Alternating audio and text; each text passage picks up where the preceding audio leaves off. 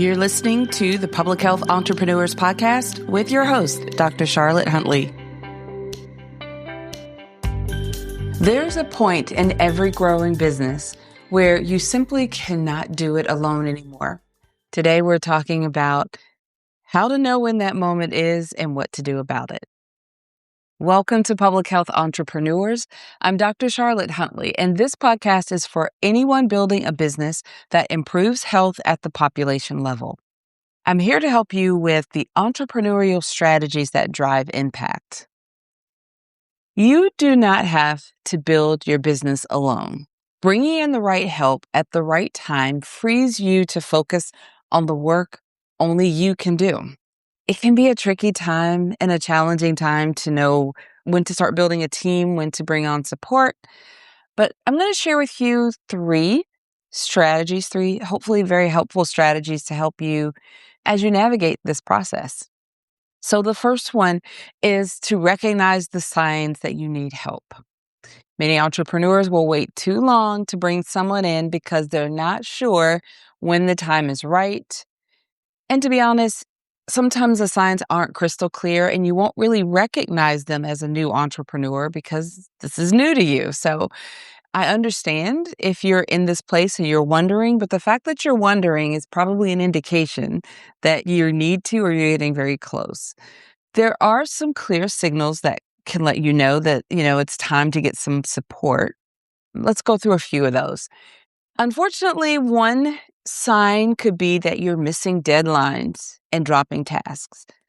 That's really a strong sign, and it's unfortunate if you've gotten to that point because then you're probably feeling very overwhelmed. You're worried. It could damage reputation because you're new and getting started, and you don't want that hanging over you at the same time. Another indication that you need help is that you're spending a significant amount of time on work that you really shouldn't be doing, like it doesn't require your expertise.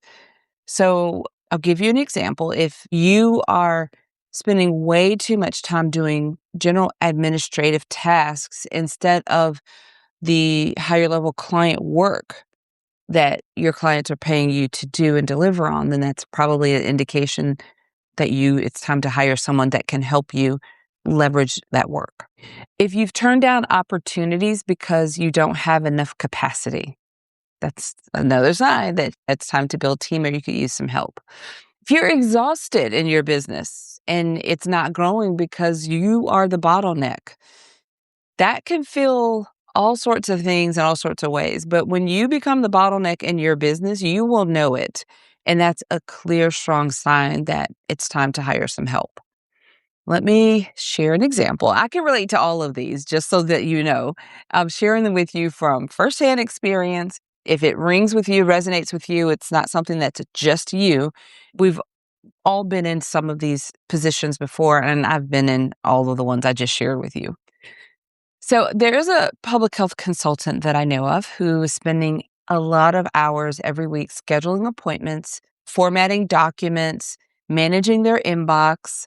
She was fully capable of doing it, but it was keeping her from focusing on the client work that was actually generating revenue for the business.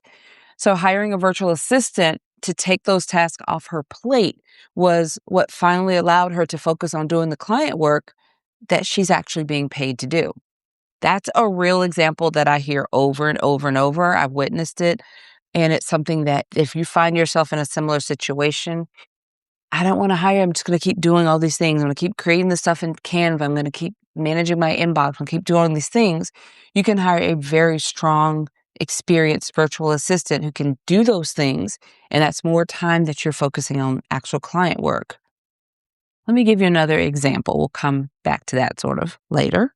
But here's my example number 2, my strategy, my tip, however you're incorporating this. But number 2 is your first hire does not have to be a full-time employee. Most early stage entrepreneurs, it's not uncommon for people to assume that hiring someone means bringing on a full-time employee, or it's hard to imagine hiring someone part-time for just a few hours could really be of benefit, but it can be a tremendous benefit. A part-time virtual assistant working just a few hours a week can make a significant difference without a significant financial commitment. And that is key. I learned that firsthand. My first hire was assistance with the podcast. As I told you in a previous episode that there was a lot of tasks involved, a lot of time-consuming tasks involved with podcasting. So bringing on someone who's experienced in that work that could get so much accomplished in a very short amount of time was huge relief for me, and it got us really progressing along within the business. So start with 5 to 10 hours a month and see what that frees up for you. Look for someone who specializes in administrative support for small businesses. That's really important. You don't want someone who is trying to figure it out or just a quick learner. You want someone who is experienced. They've done this before. They've got some expertise, and specifically with small businesses, because they will understand the nuance of your business. And that will be a tremendous help for you. Be clear about exactly what you need help with before you start your search. That part is really important. I need someone to, if your biggest headache right now is your inbox, then knowing clearly that you need someone that can help you manage your inbox, and hiring someone, and maybe it's inbox and scheduling appointments, managing your calendar. Those are huge. You can hire someone for just a few hours a month to do those things, and that frees you up tremendously. Just be really clear about what help you need before you start searching. I know of a health educator who hired a virtual assistant for 8 hours a month to handle scheduling and social media posting. And that small investment gave her back time that she immediately redirected toward landing 2 new clients. Here is the third tip strategy I want to share with you. Prepare before you hire. Okay, I touched on this already. Bringing someone in before you're ready creates more work, not less work. Now, let me clarify, because I don't want you to think that you have to get so overwhelmed before you hire. That's not what I mean. But you need to be really clear and have some structure and get organized before you bring someone in. So a little preparation goes a long way toward making your first hire successful. Write down or document the specific tasks you want to hand off. Document how you currently do these things so that you can train someone else, like how you want it done. Set a budget so that you know what you can afford before you start looking, and then decide how you will communicate with your new hire, how often and through what channel. What does that look like? And there's all sorts of options for how you want to structure this. You can think about what worked really well in previous work environments.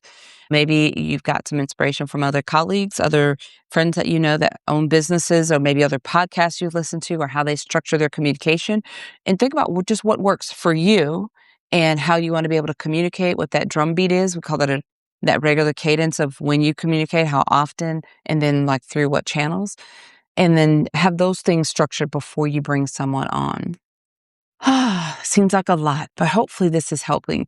You don't have to do this alone. And you were really never supposed to. As you're running your business, most people are designing a business where there is room for some support. So when the time is right, getting help is one of the best investments you can make in your business. I encourage you to explore our website at publichealthentrepreneurs.com. Make sure that you subscribe to our Public Health Entrepreneurs podcast newsletter.